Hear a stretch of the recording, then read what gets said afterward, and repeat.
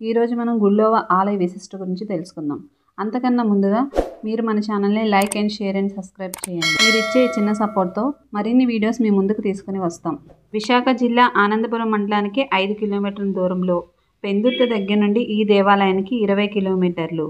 పెందుర్తి నుండి national highway మీదుగా service road తీసుకోవాలి. కొంచెం ముందుకు వెళ్ళి రైట్ తీసుకుంటే బ్రిడ్జి కింద నుంచి వెళ్తే మనకు ఎదురుగా విజ్ఞాన్ రెసిడెన్షియల్ స్కూల్ బోర్డు కనిపిస్తుంది. ఇక్కడ నుంచి గుళ్ళోవ దేవాలయానికి 4 కిలోమీటర్లు. ఇలా మనం ముందుకు వెళ్తే 1 కిలోమీటర్ దాటిన తర్వాత ఎడమ చేతి వైపు మనకి దత్తక్షేత్రం వస్తుంది. ఈ ఆలయం చూడడానికి ఎంతో ప్రశాంతంగా, చుట్టూ పచ్చని చెట్ల మధ్య ఉండే ఈ ఆలయాన్ని గురించి తెలుసుకుందాం.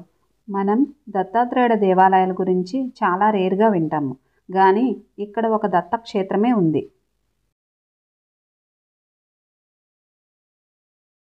ఈ ఆలయానికి ప్రవేశించే ముందు మనకి మరికొన్ని ఆలయాల్ని దర్శించుకోవచ్చు. నవగ్రహాలు. మరి కొంచెం ముందుకు వెళ్తే మనకి నందీశ్వరుడు దర్శనమిస్తాడు. నందీశ్వరుని చూస్తుండగా మనకి శివయ్య కనిపిస్తూ ఉంటారు.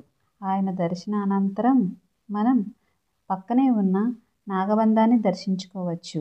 ఇక్కడ నుంచి పక్కనే ఉన్న శ్రీ గురు దత్తాత్రేయుని మనం దర్శించుకోవచ్చు. మనం ఇప్పుడు ఆలయంలోకి ప్రవేశిస్తున్నాం. ఈ ఆలయాన్ని నిర్మించింది శ్రీ వెంగళ నరసింహ దీక్షితులు శ్రీమతి అలివేలమ్మ గారు. సార్థక ధర్మస్థలంచే నిర్మించబడింది. ఇక్కడ విగ్రహ ప్రతిష్ఠ చేసింది శ్రీ మహాచక్ర యంత్రమైన దేవీపుర ప్రతిష్ఠదాత అయిన అమృతానంద సరస్వతి గారు. ఇక్కడ దత్తాత్రేయుడితో పాటు వినాయకుడిని, గాయత్రీమాతను కూడా మనం దర్శించుకోవచ్చు. క్షేత్రం దర్శించుకుంటూ అనంతరం మన ప్రయాణం ముందుకు సాగిద్దాం. ఇలా మనం ప్రయాణం సాగిస్తుండగా మామిడి చెట్లు, జీడి చెట్లు, కొండ ఉసిరి చెట్లు, ఇంకా అనేక రకమైన చెట్లు మనకు కనిపిస్తూ ఉంటాయి. వైద్య ఆరోగ్యానికి సంబంధించిన మొక్కలు కూడా ఇక్కడ ఉన్నాయి. ఈ దేవాలయ పరిసర ప్రాంతాలని తూర్పు కొండల అని కూడా అంటారు. కాలుష్య లేని సుందరమైన ప్రదేశం. కానీ ఇక్కడ ఒంటరిగా ప్రయాణం చేయకూడదు. ఎందుకంటే చిరుతలు, కోతులు, జింకలు, ఎలుగుబంట్లు, పాములు ఇక్కడ సంచరిస్తూ ఉంటాయి. ఈ దేవాలయానికి చేరుకునే ముందు శివపార్వతుల తనయనైన ఆ గణనాథుని మనం దర్శించుకుందాం.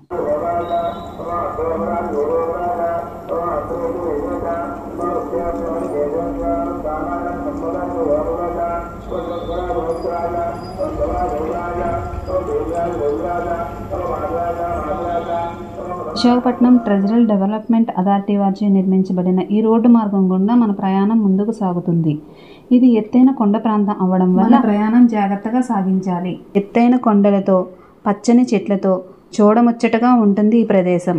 మనం ఇలా కొంత దూరం ప్రయాణం చేసిన తర్వాత మనకి వాయుపుత్రుడి దర్శనం అవుతుంది. కొండంత ఎత్తులో ఉన్న హనుమాన్ని చూడటానికి ఆ 2 కళ్ళు చాలవు. ఇక్కడ వాహనాలు నిలిపి ఇక్కడ నుండి మనం నడక ద్వారా ఆలయానికి చేరుకోవాలి. మెట్ల మార్గం గుండా ఉత్తరాన నారాయణేశ్వరుని దర్శించుకోవచ్చు. ఈయనకు నారాయణేశ్వరుడు అనే పేరు ఎలా వచ్చిందంటే, ఇక్కడ తూర్పున అతి పురాతనమైన నారాయణైన వేణుగోపాల స్వామి మందిరం ఉండడం వలన. ఇక్కడ మీకు కనిపించే జలధార ఎంతో అద్భుతమైనది. ఎందుకంటే ఎక్కడి నుంచి వస్తుందో ఇప్పటి వరకు ఎవరికీ తెలియదు. ఇది కొండల నుంచి రావడం వలన చెట్ల వేళ్లను, వనమూలిక మొక్కలను తాకుతూ రావడం వలన ఇందులో స్నానం చేసిన, నీరు తాగిన రోగాలు, చర్మవ్యాధులు తగ్గుతాయని భక్తుల నమ్మకం. ఇక్కడ కార్తీక మాసంలో సందర్శకులు ఎక్కువగా ఉంటారని స్థానికుల కథనం. స్నానం ఆచరించి ఆ స్వామివారిని దర్శించుకుని పునీతులవుతారంట. స్నానం ఆచరించిన అనంతరం మనం సుబ్రహ్మణ్య స్వామి దర్శించుకుంటూ స్వామివారి దేవాలయానికి ప్రవేశిద్దాం.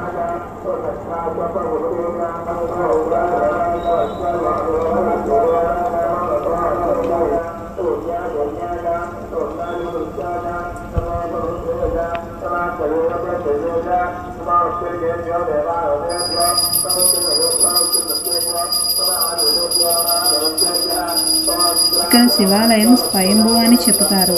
మీరు బాగా గమనించినట్లయితే శివలింగం బొటలు వేనంతే ఉంటుంది. ఇక్కడ మరో విశేషం ఏమిటంటే శివలింగం కింద నుంచి జలధార ప్రవహిస్తుంది. శివయ్య దర్శనం అనంతరం పక్కనే ఉన్న ధ్వజస్తంభాన్ని దర్శించుకుంటూ పక్కన మెట్ల మార్గం గుండా పైకి చేరుకుంటే మనకి కుడివైపున ఒక ఉసిరి చెట్టు కనిపిస్తుంది. ఇక్కడ కార్తీక మాసం వనభోజనాలు జరుగుతాయి. ఇక్కడ దీపారాధన చేసుకున్న అనంతరం మనం ముందుకు వెళ్తే అక్కడ మనకు త్రిశూల దర్శనం మరియు మరో శివయ్య దర్శనం కలుగుతుంది.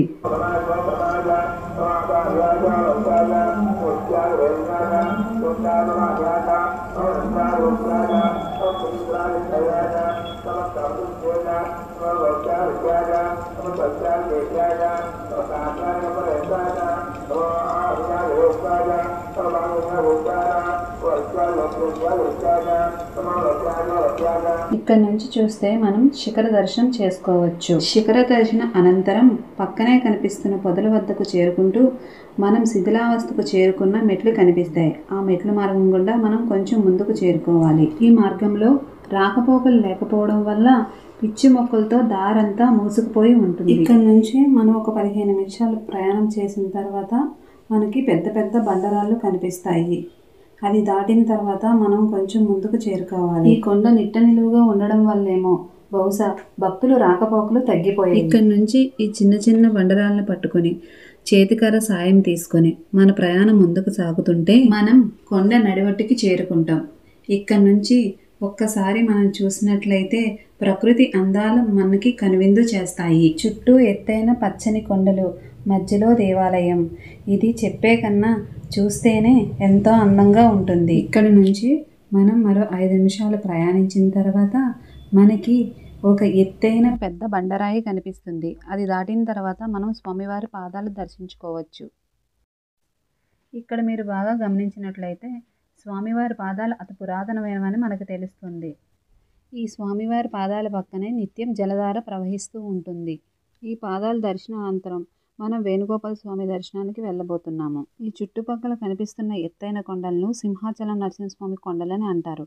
అది ఎందువల్లంటే పూర్వము నరసింహస్వామి ఇక్కడే కొలువు తీరుదామని వచ్చారంట.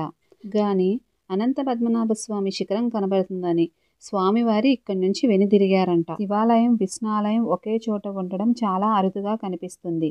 అందుకే ఇక్కడ శివయ్యను నారాయణేశ్వరుడు అని అంటారు. ఈ దేవాలయాన్ని నిర్మించింది దంతులూరి నారాయణ గజపతి రాజు గారు. మెట్ల మార్గం గుండా మనం వేణుగోపాల స్వామి గుళ్ళోకి ప్రవేశిస్తున్నాము. ఇది చూడడానికి ఎంతో అందంగా ఉంటుంది. ప్రకృతి నడుమ ఉండడం వల్ల ఇక్కడ చాలా సినిమా షూటింగ్స్ జరిగాయి.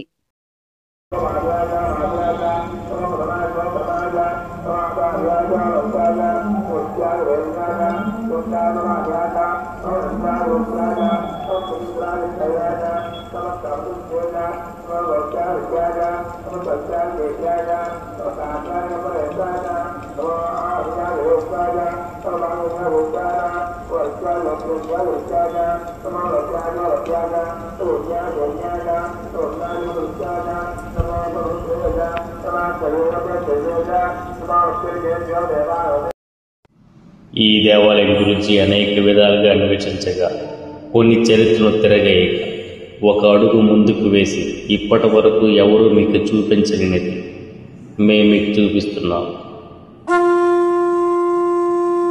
నాగ సాధువులే శంకరము పూరించగా ముల్లోకాలేలి ఆ ముక్కంటికి ఓంకారనాదాల మధ్య ఆ బౌళాశంకరను ఒప్పించేందుకు సాక్షాత్తు ఆ రాజనాగులే ప్రతి పౌర్ణమికి నాగమణిని శివయ్య మీద విడిచి అభిషేకం చేస్తున్నాయి.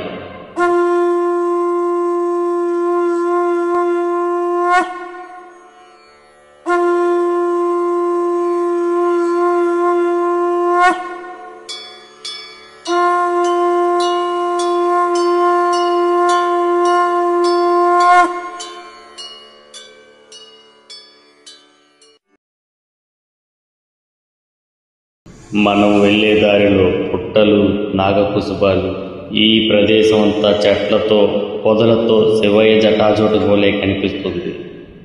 మనం వెళ్ళే మార్గం అంతా నాగేంద్రుడు వెళ్ళే దారి వలె మనకు అనిపిస్తుంది. ఎంతో కఠినమైన ఈ మార్గం గుండా వెళ్తుంటే ముందుగా మనకి శివయ్య వాహనమైన నందీశ్వరుడు దర్శనమిస్తాడు.